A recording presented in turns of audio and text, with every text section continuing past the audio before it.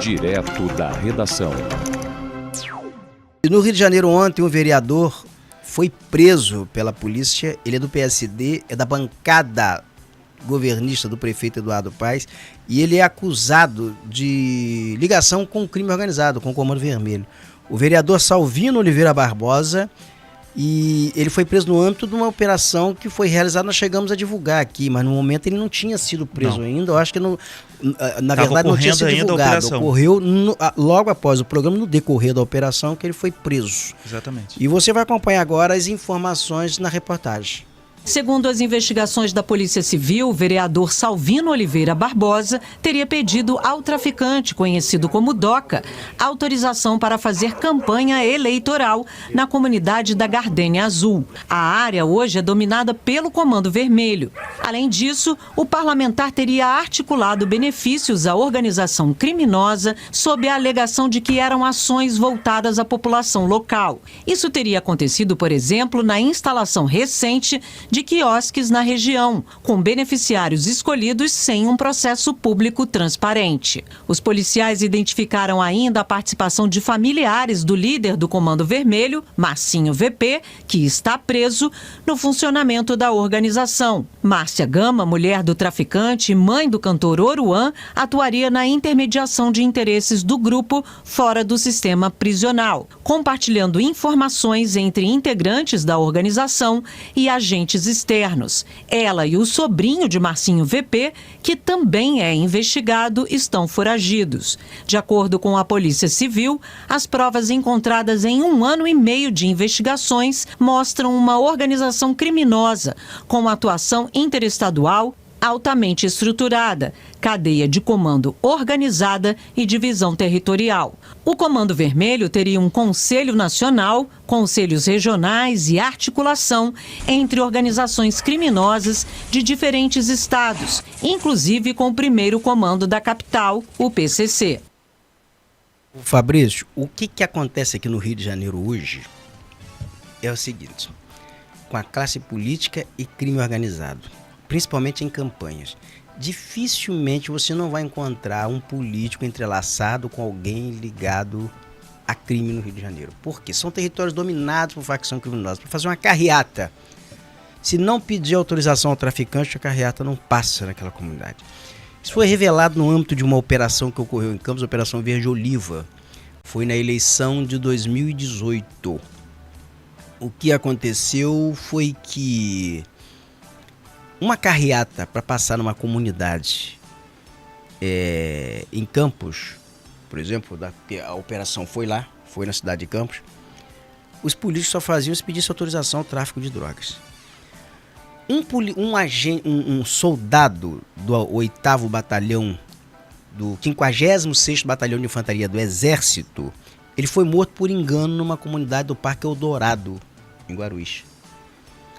E ao investigar esse assassinato, com auxílio do batalhão da IOI, o serviço especial do batalhão da polícia também auxiliou a Polícia Civil naquele momento, foi feita interceptações telefônicas de traficantes, porque a suspeita era de que aquele soldado do batalhão ele tinha sido assassinado por traficantes. Aí queria saber, a polícia queria saber, olha, se ele tinha envolvimento com tráfico de drogas, se foi engano. Então começou um processo, uma investigação, e com autorização da justiça, a polícia interceptou, gravou, fez gravações telefônicas. Aí é que a porca torceu o rabo. Porque nessas ligações, o que a polícia flagrou? Assessores de candidato, um assessor de 2 candidatos, ligando, se comunicando com o traficante na penitenciária, pedindo autorização, pagando para a carreata desses 2 candidatos passar na favela, na comunidade do Parque Eldorado, e também dando cargos de assessorias por traficantes depois, como compensação, como apoio. Então tudo isso foi desvendado, isso virou um processo eleitoral que o TRE absolveu, mas o PSOL, que era o partido que promovia a ação, perdeu o prazo, não recorreu, o advogado nem foi lá defender, então tudo indica que houve um acordo ali para botar debaixo do pano. E se você ouvir a gravação da Operação Verde Oliva, se você ler o processo todo, você vai ficar apavorado, primeiro, porque você conhece todas as pessoas. Não imagino que essas pessoas são capazes de fazer isso a ponto de comercializar.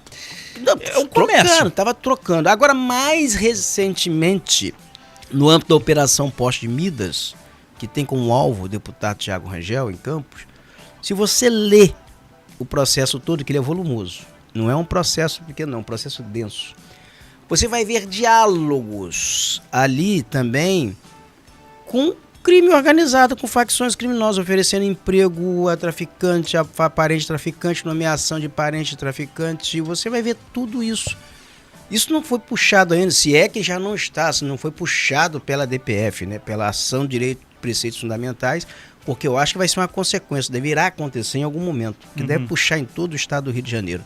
Esse processo essa DPF, que está deflagrando essas operações no estado do Rio de Janeiro, ela está sob a relatoria do ministro Alexandre de Moraes, então isso vai ter muitos desdobramentos ainda. Hoje está sob a relatoria do Alexandre de Moraes. E então você vai ver aí o que você viu. O que você viu aí, o Salvino, que é o vereador no Rio de Janeiro, foi ele se comunicando, que a polícia identificou, foi isso. Ele negociando com o Comando Vermelho, o apoio nessas comunidades em que o Comando domina, e dando como compensação quiosques às pessoas ligadas a pedido de Comando Vermelho. Então o Rio de Janeiro hoje se tornou uma situação tão complicada, porque nós estamos falando de um vereador ligado à base do prefeito Eduardo Paes. Você acha que isso pesa na candidatura de Eduardo Paes? Não creio. Como é que vai responsabilizar Eduardo Paes por uma atitude isolada de um vereador? Você teve agora preso, também no âmbito dessa Operação Anomalia, um ex-secretário de Estado do Rio de Janeiro. E vai avançar mais, vai alcançar mais gente essa investigação. Agora não tem como você pegar e responsabilizar o prefeito Eduardo Paes pela conduta de um vereador, que é maior de idade, tem maioridade, tem liberdade para falar com quem ele quer. O Eduardo Paes não vai ser babá de vereador, né? Sim. Obviamente, seria a responsabilidade nossa fazer isso. E não sei, se vai causar arranhaduras, vai, porque o Eduardo Paes nesse momento ele perde. Como é que ele vai dizer que o governo dele, o oponente dele hoje, que é o PL, tem envolvimento com o crime? O cara vai no mínimo falar alto lá, ô cara pálida. Vigia sua casa primeiro, seu partido PSD que você preside, tinha um vereador lá também que tá com o pé, tá aqui, tá do lado, tá também lá. De farpas. Começa a mostrar normal, o seguinte, assim se normalizou tanto o domínio de áreas, porque o anormal no Rio de Janeiro é você ter áreas dominadas pelo crime organizado. É o político, é a inversão, é o poste, assim, literalmente mijando no cachorro. Tem que pedir a traficante para passar com carreata dentro do... Tirar as barricadas que existem. Mudou, você antigamente tinha que pedir, chegar, comunicar ao Tribunal Regional Eleitoral que vai ter uma carreata, comunicar às autoridades que vai ter uma carreata, por onde vai ser, qual vai ser o trajeto.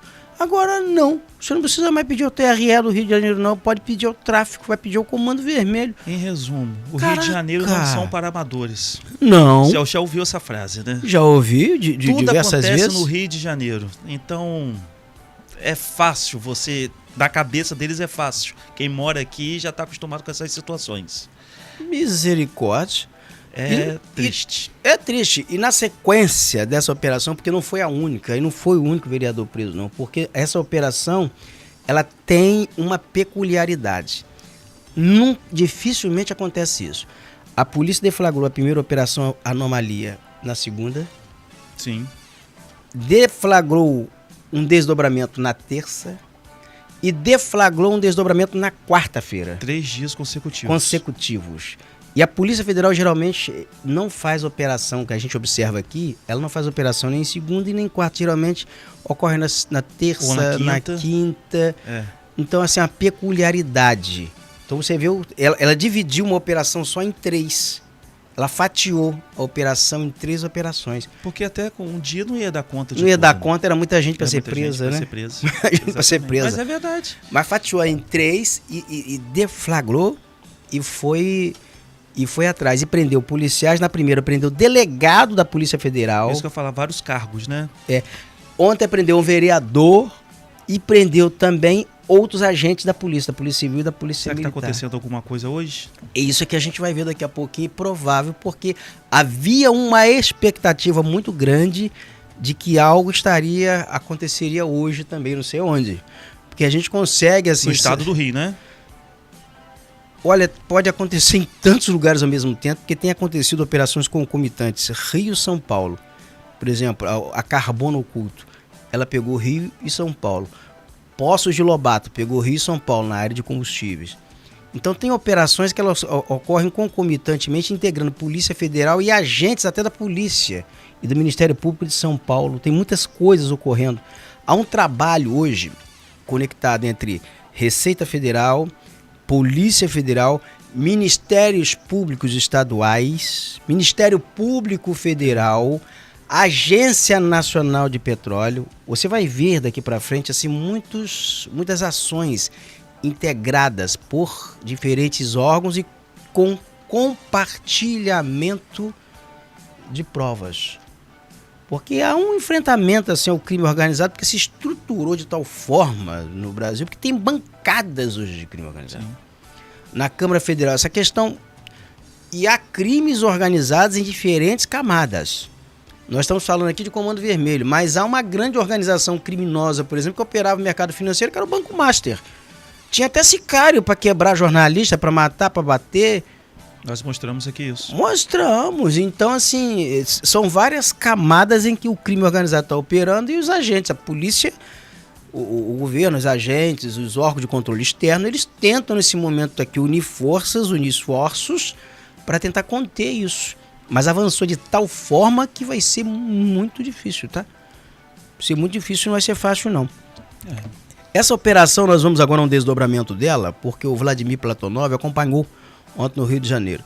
Porque ela, nesse tópico aí agora, ela foi deflagrada pela Polícia Federal, você vai observar, e nos dias anteriores prendeu delegados, prendeu um ex-secretário, e ontem ela prendeu policiais também. Prendeu novamente. Foram novamente. 7, não foram? 7 policiais? 7 policiais presos. Vamos conferir na reportagem. É mais um capítulo desta operação da Polícia Federal aqui no Rio de Janeiro, que visa justamente combater a penetração do crime organizado na máquina do Estado.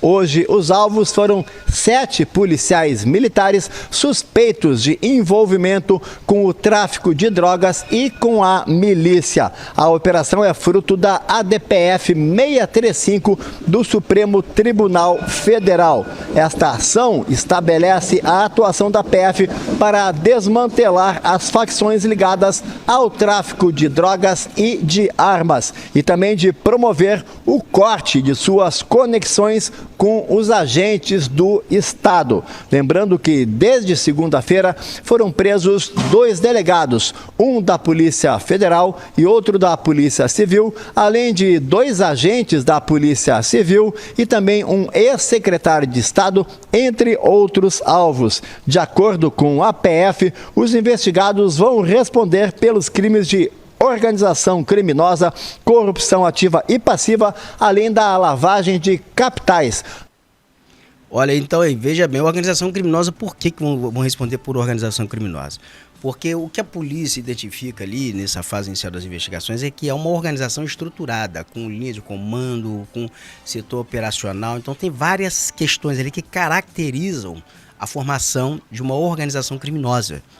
Então são vários crimes ali que são narrados nesse inquérito. Não é julgamento ainda, é um inquérito, é uma investigação, e a polícia conseguiu elementos de convicção que justificam a prisão desses agentes, do vereador. Então, assim, para saber exatamente o que fundamentou a prisão, é preciso conhecer o processo. Nós não temos acesso ainda à inicial desse processo, desse inquérito, que ainda nem é processo, é um inquérito dessa investigação.